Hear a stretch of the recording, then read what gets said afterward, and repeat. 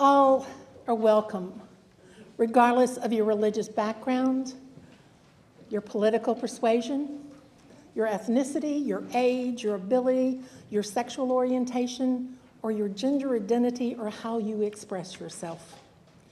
If you have a desire to explore questions of truth and meaning and are respectful of our diversity of people and our beliefs, you have found kindred spirits here. Hello, my name is Elaine Faithful, and I have the pleasure of serving as your welcome your worship associate this morning. I'm a member of the board of directors, and I'm currently serving as the worship chair, which I'll be stepping down from at the end of the year. I had a wonderful meeting yesterday. The minister and I had a wonderful meeting yesterday with the worship associates, and I think we're going to have an exciting season coming up. First thing I want to do is say two special hellos. First, to the folks that are watching us from home, I'm so glad that you could be with us this morning. If you're a visitor, I encourage you to go to our website if you want to find out more information about UUFC. If you're visiting here this morning here in the fellowship hall, I invite you, if you're willing and able, to stand and introduce yourself so we can get to know you.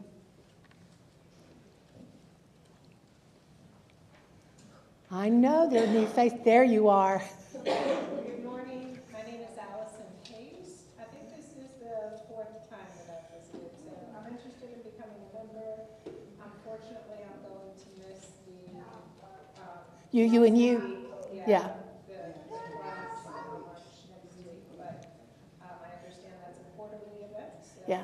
I will be here for the next one. Good. I'm so glad you're here, and welcome.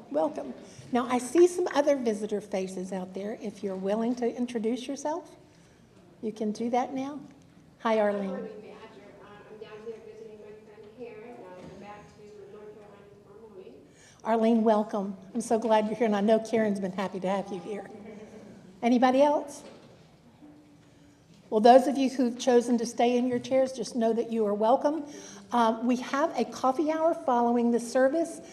Just follow the crowd down the hall. We have nice refreshments. Ellen and her husband Jim have brought some goodies for us this morning.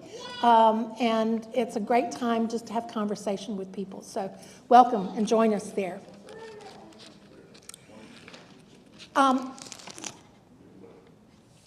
Welcome to the Unitarian Universalist Fellowship of Clemson. We are located on the land of the eastern band of the Cherokee and the southern Iroquois. I sat down with Barbara Streep this week to visit with her, and we both talked about how happy we are to be part of this congregation. Barbara's fairly new here. I've been here for a while, but we both have been involved with Unitarian Universalism for a while. This is a happy congregation. It is a congregation of good people. And so we are very pleased and very proud to be part of you. Each week, this community comes together to participate in worship, music, and reflection. This is where we seek to have our ideas challenged, our hearts opened, and our imaginations fired. This is a place that reminds us of who we are, how we are deeply connected to one another and the world around us. UUFC is grounded in the heritage and principles of Unitarian Universalism. We seek to create a loving community inspired by joy and spiritual growth and support for courageous action. We have several announcements this morning. The first is, I want to show you this board. Those of you who've been around for a while know this is our Circle Dinner sign-up. There are a lot of people that are they've already signed up for this, and are looking forward to having our Circle Dinners beginning in the fall. It will not happen unless we have about 3 or 4 more people sign up. If you want to know more about what Circle Dinners are, we'll be glad to chat with you at the coffee hour. This is a great opportunity to get to know people in the congregation. It's usually it is a small group of people that you have dinner with about once a month. There's a rotating group. Each month you'll meet with a different group of people, and it's great to have conversation over a shared meal. So if you haven't signed up yet, please do so. We do this by partners, but if you don't have a partner, I'm sure that Jackie and I can help you find one. So remember that if you don't act, we won't have it. I also want to announce that we're having a social justice, social action committee meeting immediately following the coffee hour in the library, which is just down the hall. It's a full agenda. We'll be talking about the Green Sanctuary effort that's going on in our congregation, and also our recommitment to the welcoming congregation. There are a couple of things that are coming up in the future. The UU&U group is going to be getting together next Sunday after the service. This is an opportunity for people who've been visiting with us here at UUFC to get to know more about our denomination and to get to know more about us as a community. So if you've been visiting and are curious about becoming a UU, please join us for that. There'll be lunch provided. On August the 26th, you were handed out a flyer. We're going to have a very special guest here. Sarah, can you just briefly tell us about who's going to be here? Sure. Yeah. Nelson of the Eastern Cherokee, Southern Iroquois, and United Tribes of South Carolina is going to be here August 26th at 2 p.m.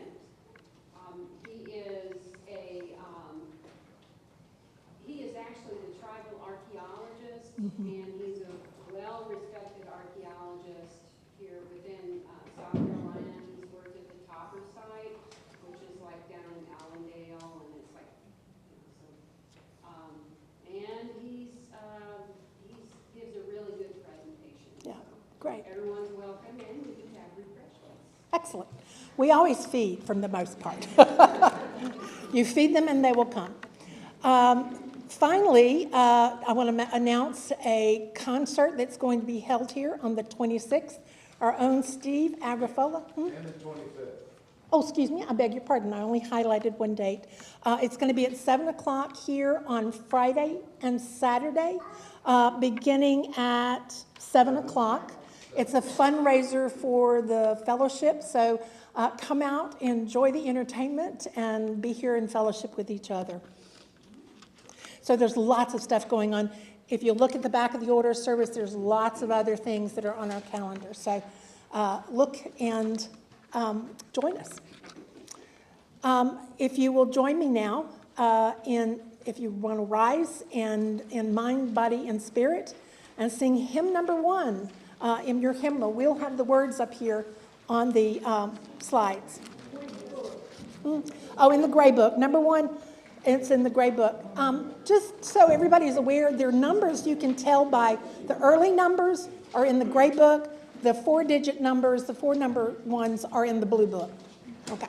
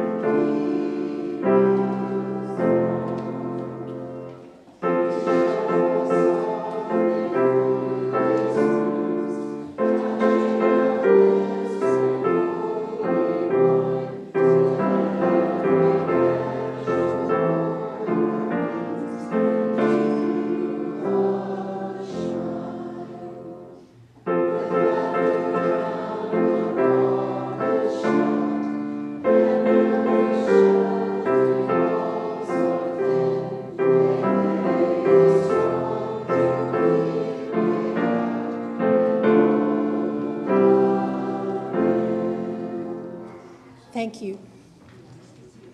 Something I forgot to mention, and I think you probably noticed a new slide that we have up here. One thing that we're encouraging you to do about a minute or so before Corey starts to play the music is to have a seat in your chairs and to begin to enter a space of quiet so that the service can begin. We love to have conversations with each other. But at some point we need to join in and become part of this worship service. So I hope that's helpful to folks. Our opening words comes from Gregory Pele. It's called Thirsty.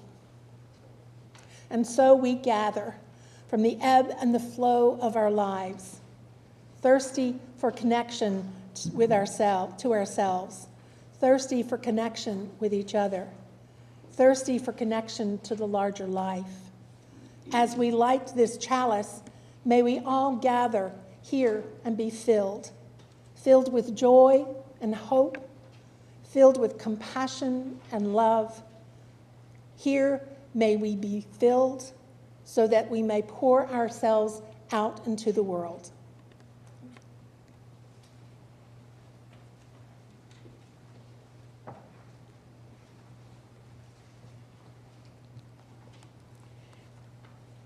Hi, I'm the Reverend Holly Brown. I am the newly called minister here for the UU Fellowship of Clemson. And I just want to make sure, can everybody hear or is that okay? Awesome, all right. So I am so glad to be here with you, and I want to invite one of our young folks forward to help with lighting the chalice. I didn't check ahead of time, but Cody, would you be willing to come up and help me? Okay. Let's see.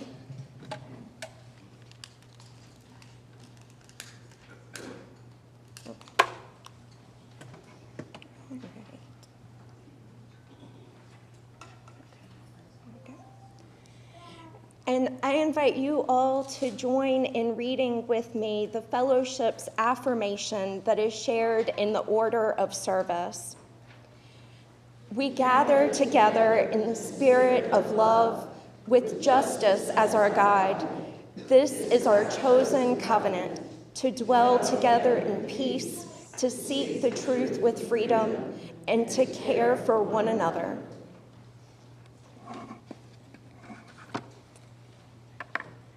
And now I'm going to invite any of our your offering. I thought that was after.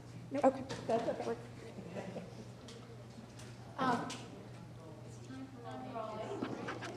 Is that what it says in the order of service? I beg your pardon. That is my mistake. I wasn't looking at the order of service when I did that. The chair.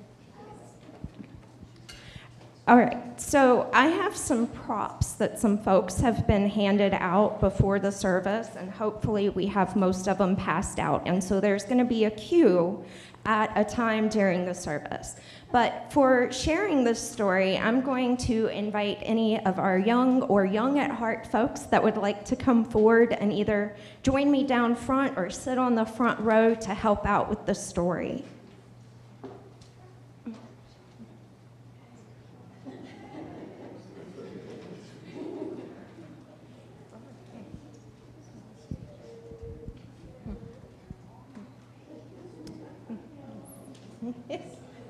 All right. Hi. Hi. All right. So once upon a time, there was a drop named Higgins. And Higgins was a drop with a dream. And Higgins lived in a valley where there was a drought going on. The grasses were turning brown and the flowers were starting to droop, and so were the trees. And Higgins was sad by all that he saw, and he wanted to help out. But he was only one drop. So he went around to all of the other drops in the land and said, hey, we should get together. If we're a few of us, we can at least provide a few drops of water for these flowers and help make the valley beautiful again. And so at first, everybody was like, oh no, Higgins, that doesn't make any sense. Get your head out of the clouds. A drop might be in the clouds though, right? Yeah? So, but nobody wanted to work with Higgins. They thought, oh no, that's just a far-fetched dream. Who would believe that they could make a difference? So one day, Higgins found this old rusty bucket, and he decided that he was going to lead by example. And so Higgins said, hey, I found this bucket. I'm going to get in. If somebody else wants to join me, they can. And so Higgins said, he ran and he ran and he jumped high up in the air. And he landed with a plunk in the bucket. And he sat there and was like, oh no, I'm so lonely. I wonder if anybody will join me. And then another drop said, wait for me, and ran to join Higgins in the bucket. Yes. And then another drop heard that one had joined Higgins and was like, oh, I want to make sure that I join them too. And then slowly, over time, you had people that came and added their drops to the bucket. And before you knew it, the bucket was beginning to overflow with drops. Yes. All right. And as the bucket filled up, more and more drops wanted to join. And so the bucket was so full. Do you want to add it to the bucket? Thank you. Yes. Yes. And so they found other buckets and other bowls and joined together. And at first it was just 10 drops, and then it was 100 drops, and then 1,000 drops that had joined together in the bucket. And then along came a rain and a windstorm, and the bucket was dumped out, and it flowed down through the valley. And there was enough water from all of those buckets that had joined together, all of those drops, that it refreshed the grass and the flowers and the trees. And Higgins' drop with a dream had his dream come true because he had all of the other drops that decided to join him. And so there was water that flowed down like a mighty stream. And so this felt like a really appropriate story for us to join all of our water drops together during our water communion a little bit later in the story, or in the service. Thank you.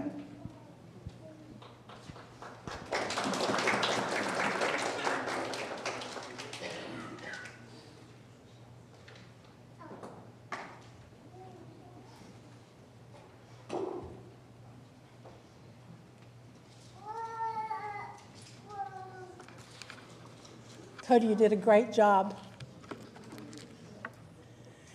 This is the time that we set aside for collecting your offerings to the work of this church and our work in the larger community. 25% of the weekly collection goes to an organization in the local community that we partner with. For the month of August, that organization is Habitat for Humanity. For those at home, if you would like to make a donation to the fellowship and our work here, you can go to the website and press the donate button.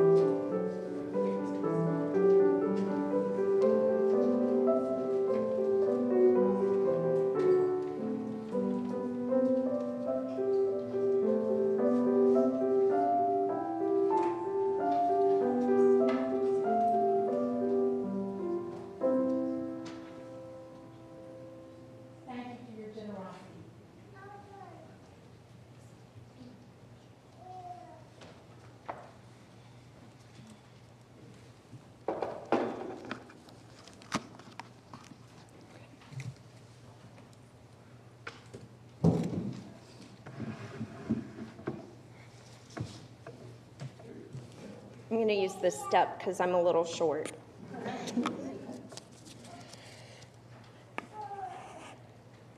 We now move into a time of sharing our joys and concerns. This is a moment of sacred sharing of ourselves with one another. Whether they are read aloud this morning or if they remain quiet and tender upon our hearts during this shared time, it allows us to hold one another in love and care. A time to share in one another's joys and celebrations, as well as sorrows and concerns. It can be a reminder that we are not alone and that we are cared for. As I read each of the joys and concerns shared today, I've asked Elaine to place a stone in the shared vessel which represents this community of caring. From Martha Alexander, I left a bunch of pictures on the table in the library. Take any or all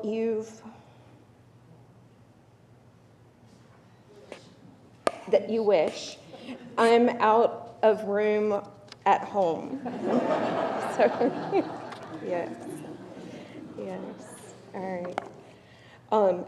From Sarah McNeil sharing that Mary Alice Mayberry invites you to stop by her house to wish her 105th birthday on, yes. This note says Thursday or Saturday to help her celebrate. Have a concern from Demetra Briscoe.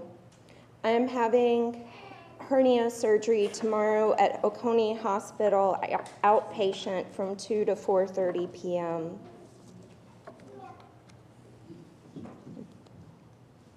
Have a joy from Ellen Few.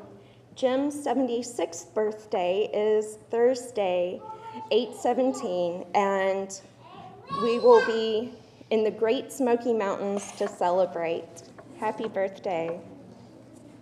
Yes.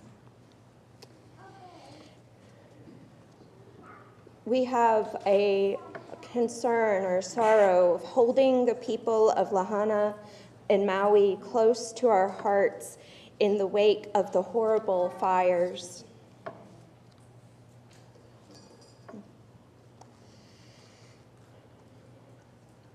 And Kathy Crane shares a sadness to learn of the death of Chris Foreman, a former member of UUFC, who was instrumental with our leadership and our community. The obituary for Chris Foreman will be included in the Thursday email that goes out weekly.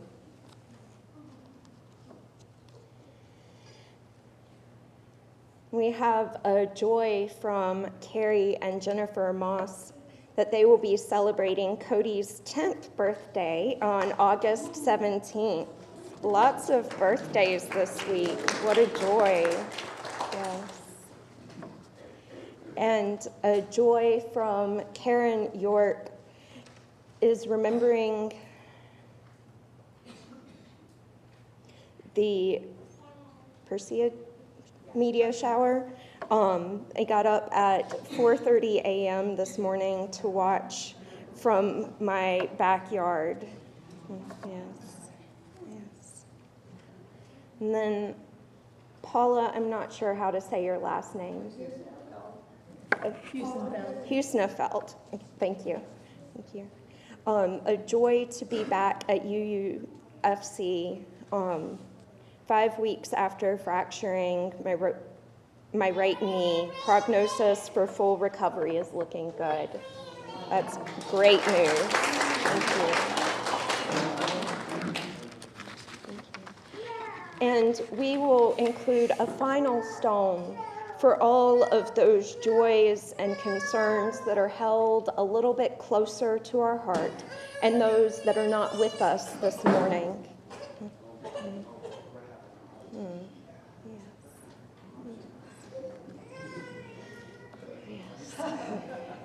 It is such a joy to have children among us and all of the energy that they bring into our sacred space. So, today the title of my sermon is Water is Life. Water is sacred. And the title today comes from an experience that I want to share a little bit with you about while I was in seminary or school to become a minister.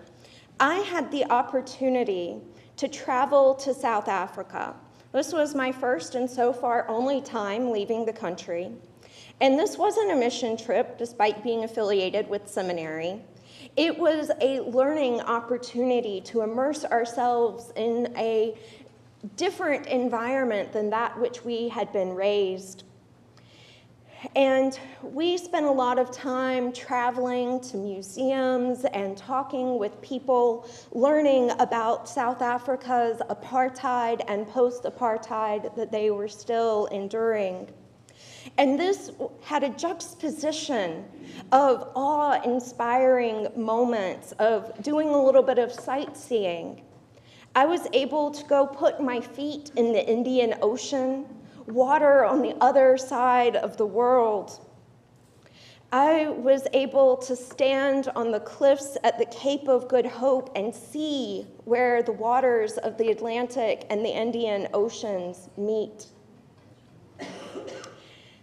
All of these things, the juxtaposition of this trip was life-changing and altered my perspective of my place in the world. And I could talk about it for so much longer. So if anybody ever wants to hear any stories, just let me know. But for today, I want to share that the title came from a very specific place. They were experiencing a record-setting drought in January of 2018. And if you can imagine for a moment what Higgins was seeing during his dream of the flowers dying back. But what if there weren't enough other drops to join him, to not even be able to satisfy the thirst of the people in that community? And so during my time, there was a lot of uncertainty about the amount of water. And I want to show y'all a prop today. So this is a sign that was displayed in a lot of places. And it is a gauge with it on E. And it said any drop could be their last. So for us to be mindful of how much water we were using. But down here at the bottom, the sanitation department's logo said, "Water is life, sanitation is dignity." So also, while I have the bucket up here, this was also a sign that told you how much water to use in a day for your drinking, for your cooking, for your laundry, for everything that you might use water for. And that would equate to 3 of these buckets for a day. And that's it. If you can imagine how much washing your dishes and cooking and drinking and doing laundry would use and how to ration that out. I heard of people putting buckets in their showers to collect any excess water so they could repurpose it for other household uses.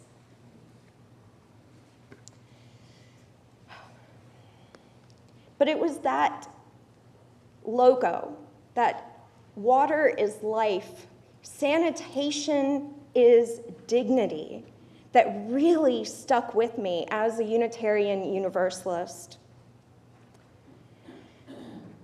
Does that sound familiar to anyone? Does dignity come up in one of our principles?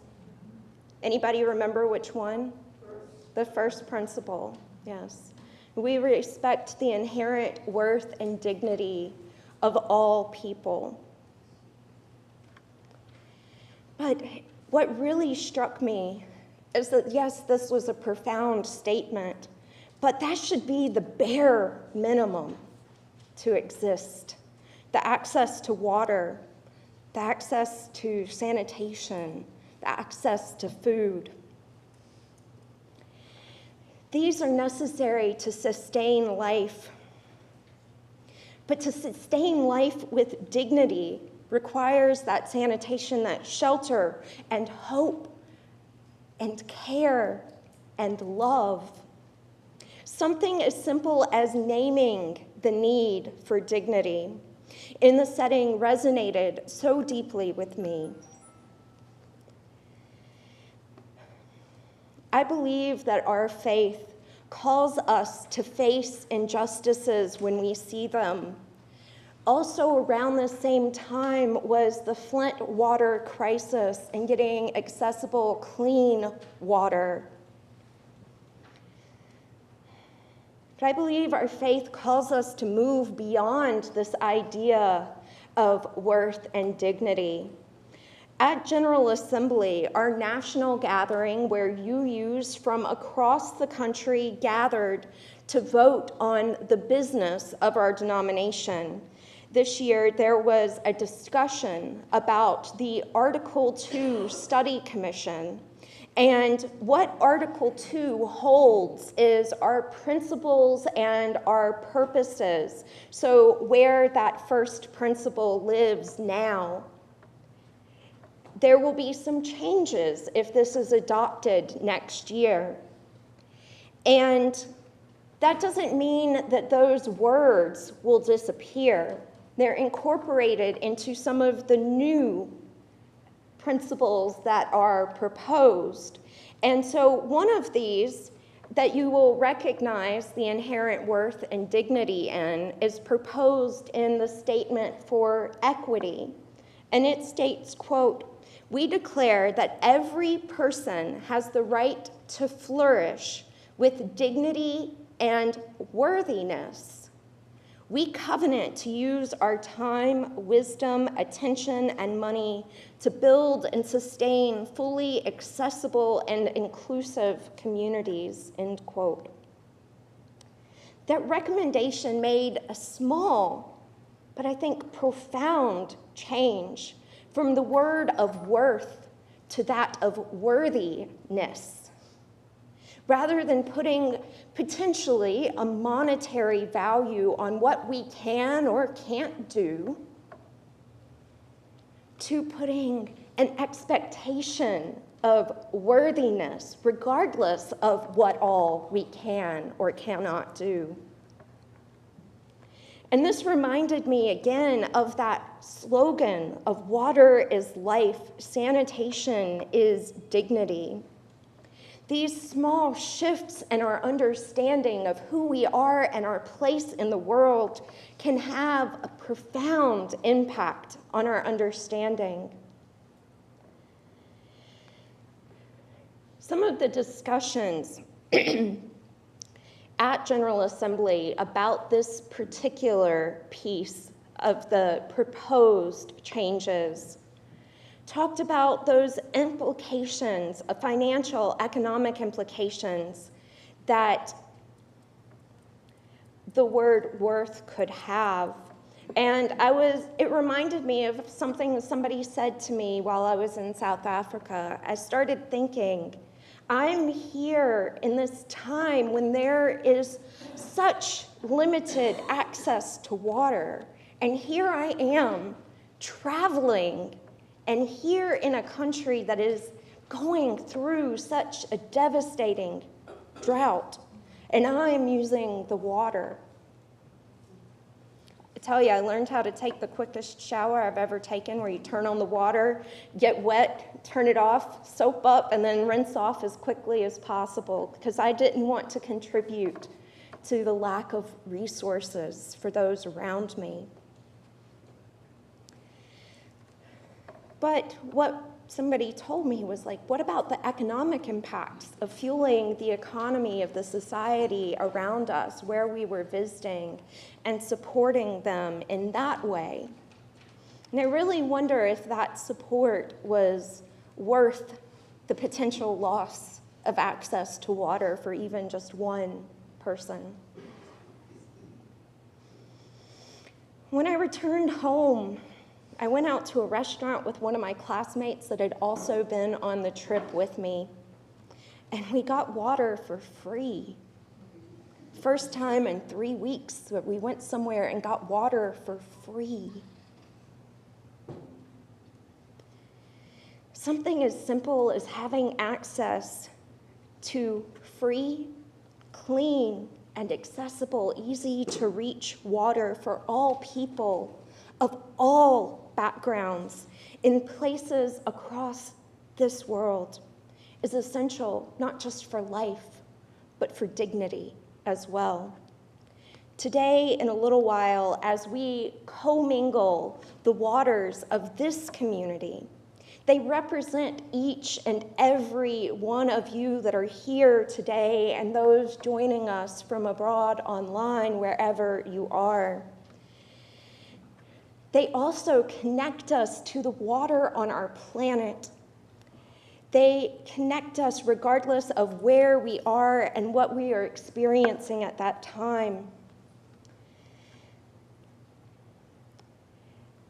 And I also want to take a moment to think about that interconnectedness, that interdependence of one another, because our impact and the ways in which we use water, the ways in which we engage in justice, impact one another. We are all in this together. We are surrounded by the waters that we are swimming in. We're surrounded by our blue boat home, which we'll sing in just a moment. We ourselves are made up of water. And I added this last moment. This morning as I was driving in, I thought of this quote from Edward Everett Hale that states, "I am only one, but still I am one. I do not do everything, but I can still do that something. And because I cannot do everything, I will not refuse to do the something that I can do."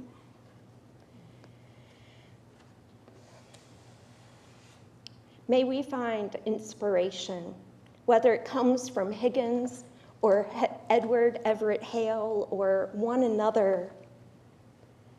May we know that we can join together as Unitarian Universalist, knowing that we can do more collectively than any one of us can do alone.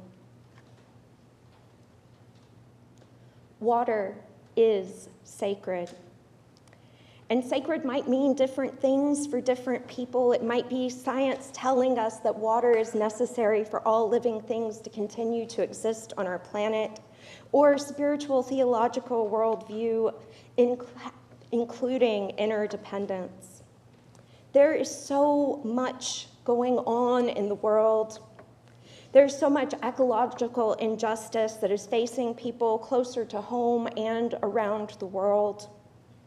But what impacts some of us ultimately impacts all of us, because water is sacred. It is necessary for our survival.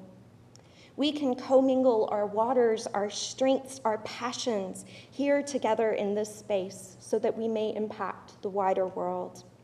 And may there be a wind that comes along and moves us together toward that justice, so it may roll down like waters and righteousness like a mighty stream.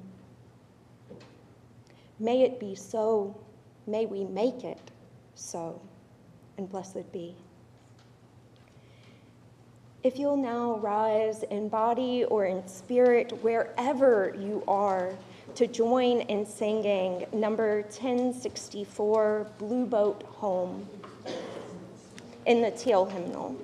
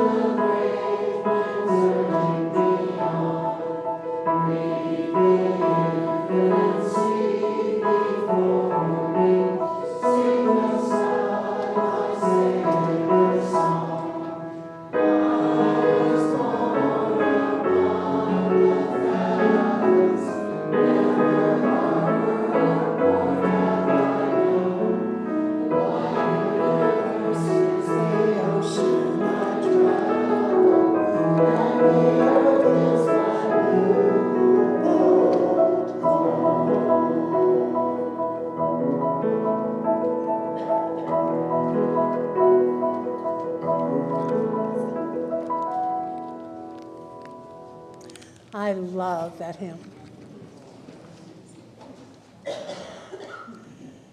Just before the start of the new year, the school year, Unitarian Universalists from all over the country gathered together, bringing the waters from the places they've been throughout the summer.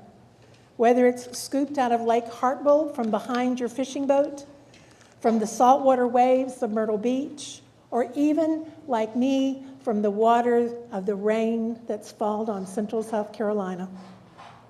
It doesn't matter where your water comes from.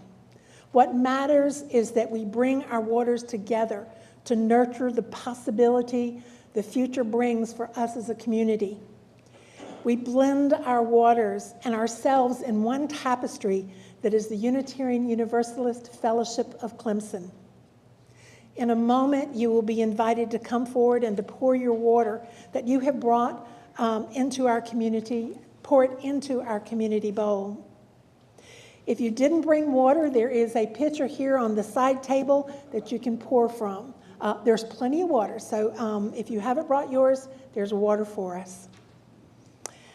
You can use that water as your own, and I invite you to do so. Some of the folks will have remembered to bring their little canisters from, I think we got them in the springtime. You can pour your water into the bowl, and then there's a basket here that you can put the film canisters in so that we can use them again next year. What I would like to invite you to do is to begin coming forward. Actually, Reverend Holly? Yeah. Oh, okay. The water that we poured last year was saved by Reverend Christina. What was left in the bowl, and Reverend Holly will pour it into our bowl to begin our process now, or our ritual now.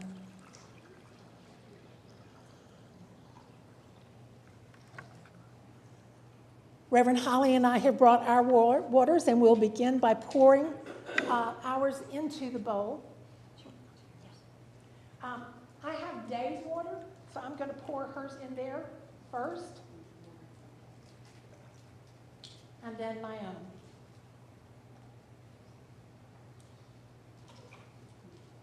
Reverend Holly? If you have trouble getting it open, that's okay. So did I.